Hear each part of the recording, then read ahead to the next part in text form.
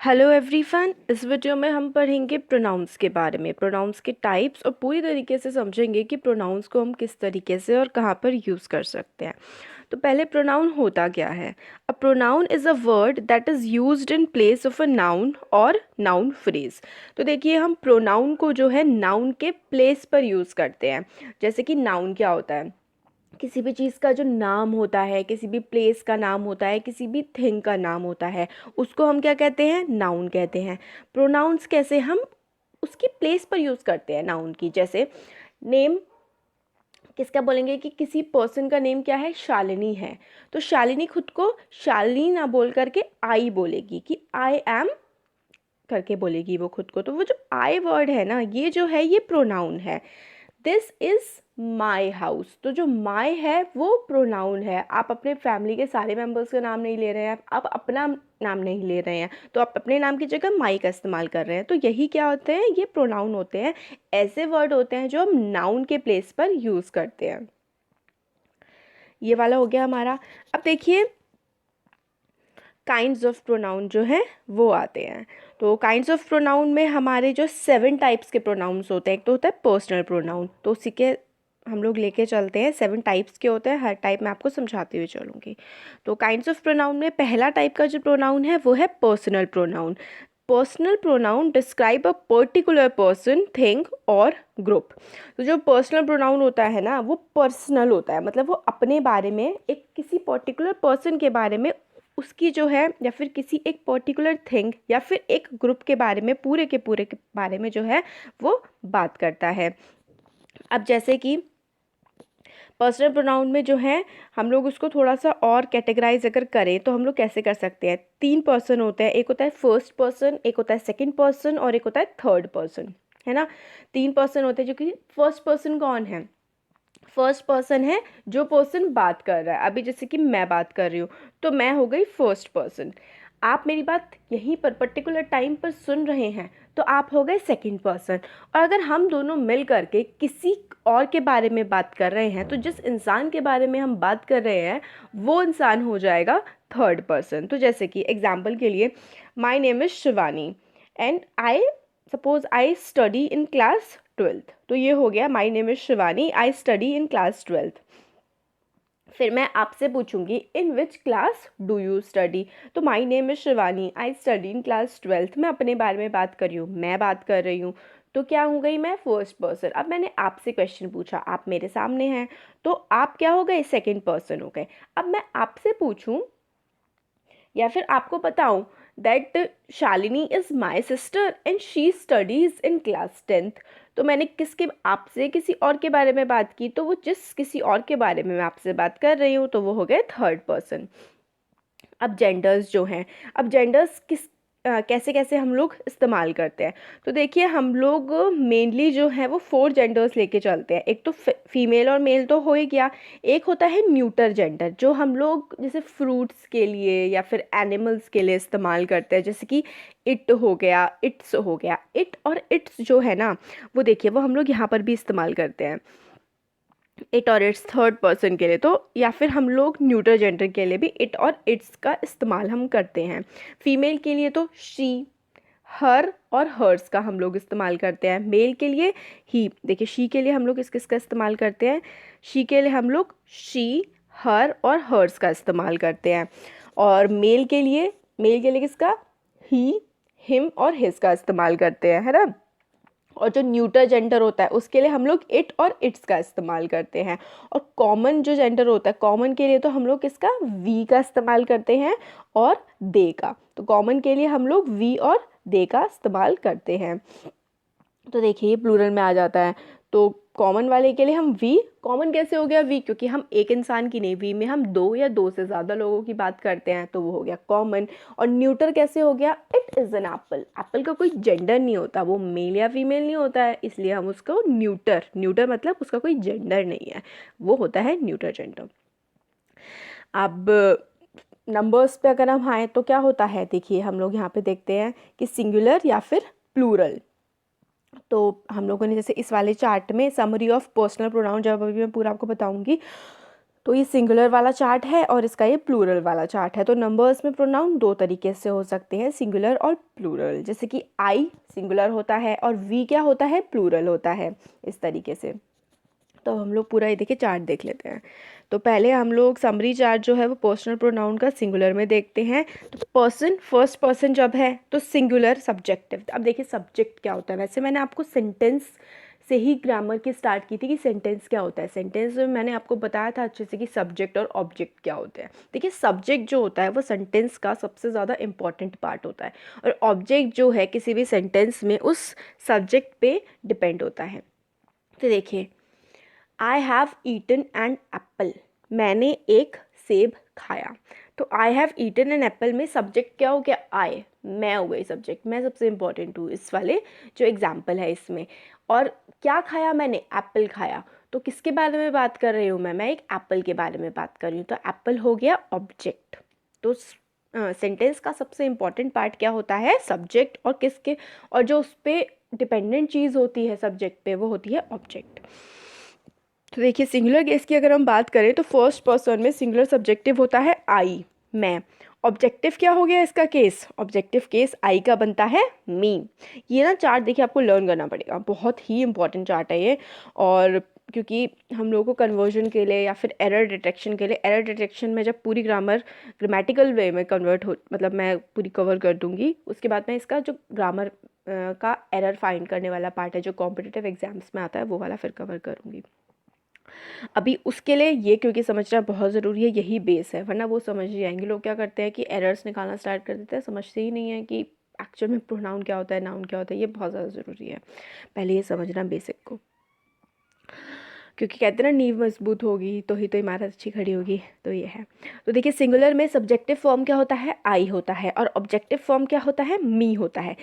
क्योंकि आई का जो ऑब्जेक्टिव फॉर्म जब हम करते हैं तो वो होता है मी, और इसका पोजेसिव केस, पोजेसिव जब मैं अपने बारे में बता रही हूँ कि ये चीज़ मेरी है, दिस इज़ माइन।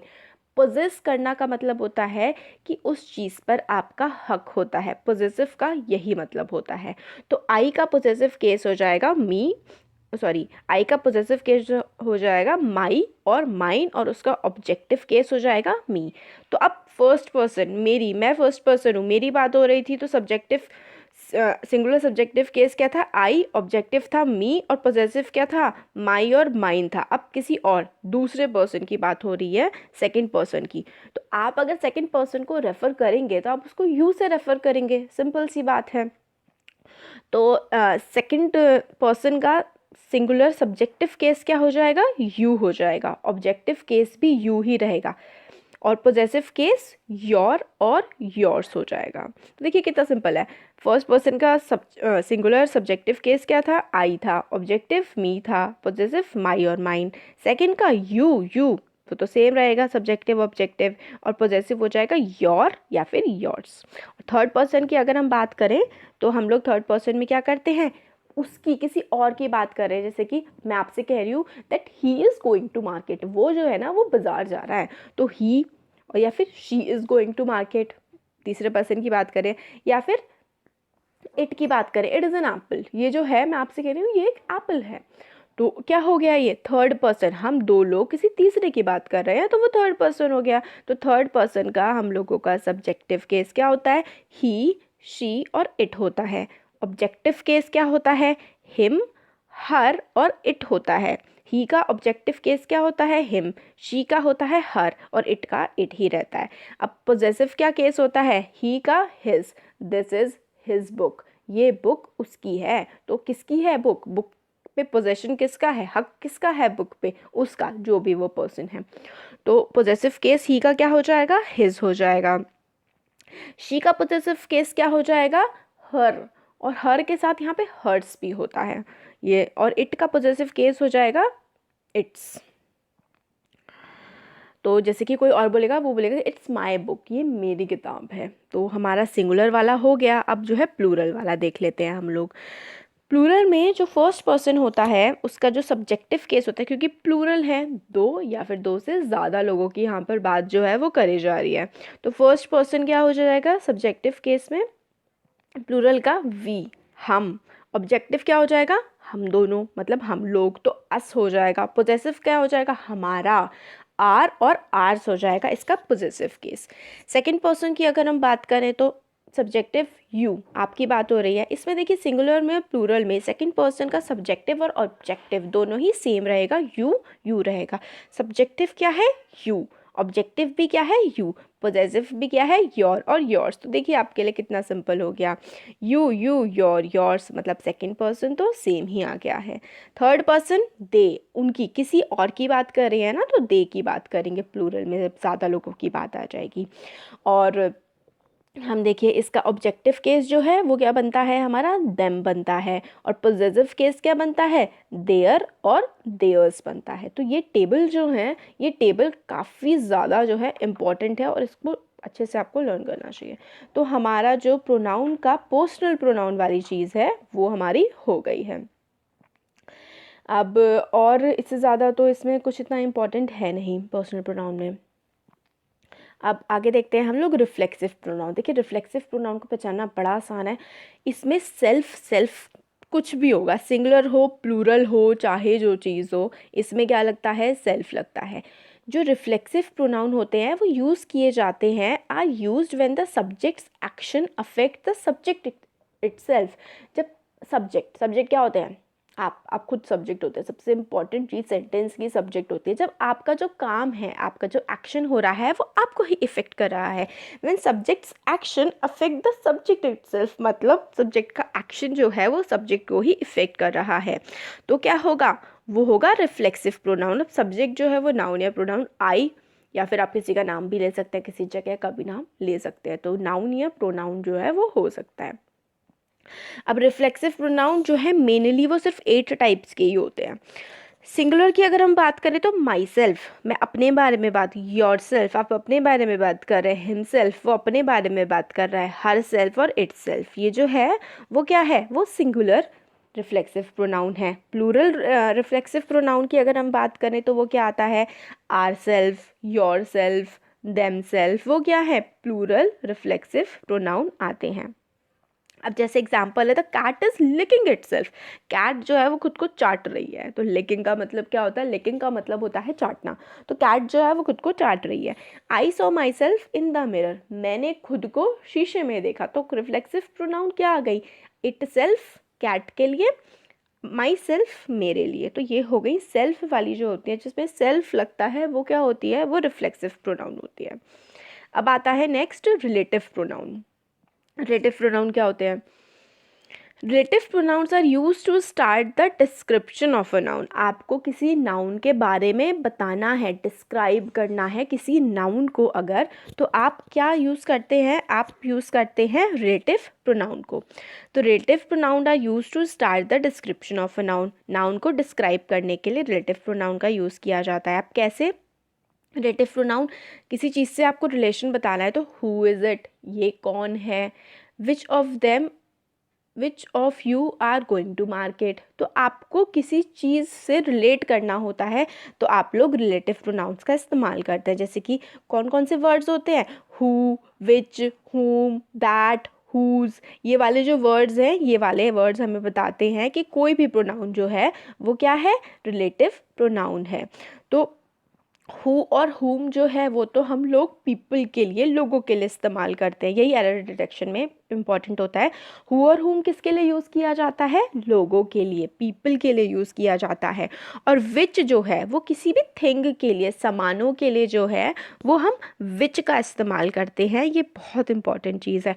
हु हुम जो है वो पीपल के लिए इस्तेमाल किया जाता है, विच जो है वो किसके लिए, थिंग्स के लिए रेफ़र किया जाता है। और दैट एंड दोज जो हैं वो दोनों, पीपल और थिंग्स दोनों को ही रेफ़र करने के लिए इस्तेमाल करते हैं। बहुत इंपॉर्टेंट है, रटने वाली चीज़ है कि आप इसमें से एक चीज़ लर्न कर लीजिए कि जो विच है ना वो चीज़ों को, थिंग्स को रेफ़र करने के लिए हम इस्तेमाल करते हैं, बाकी सब तो फिर ठीक हो जाता है।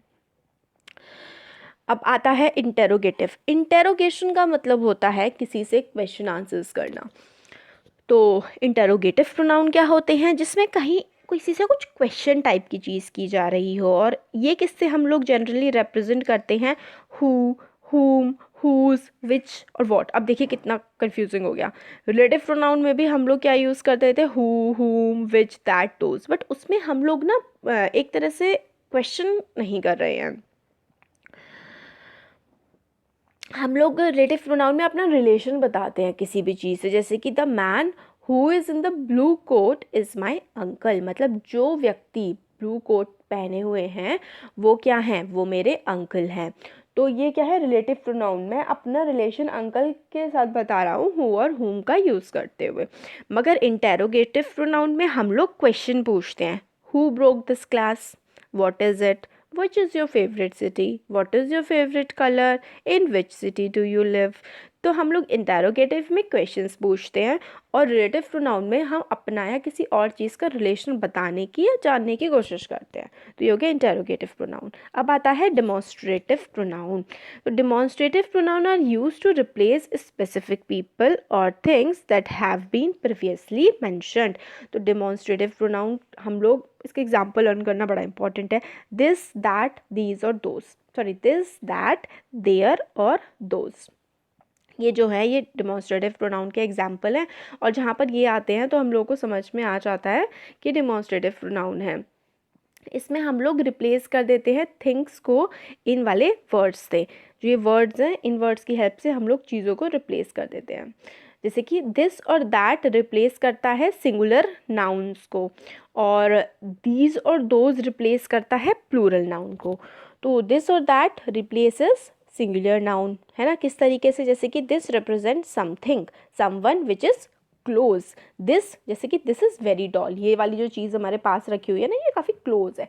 दिस हम लोग जो हमारे पास रखी हुई चीज़ होती है, पास होती है ना, उसके लिए हम लोग दिस का यूज़ करते हैं। और दैट का हम लोग यूज़ करते हैं जो थोड़ी चीज़ दूर होती है। That dog is barking there, तो वो डॉग जो है वो दूर जो है भौंक रहा है। तो जो चीज़ हमसे दूर होती है, हमसे दूर काफ़ी रखी होती है, उसके लिए हम लोग दैट का इस्तेमाल करते हैं।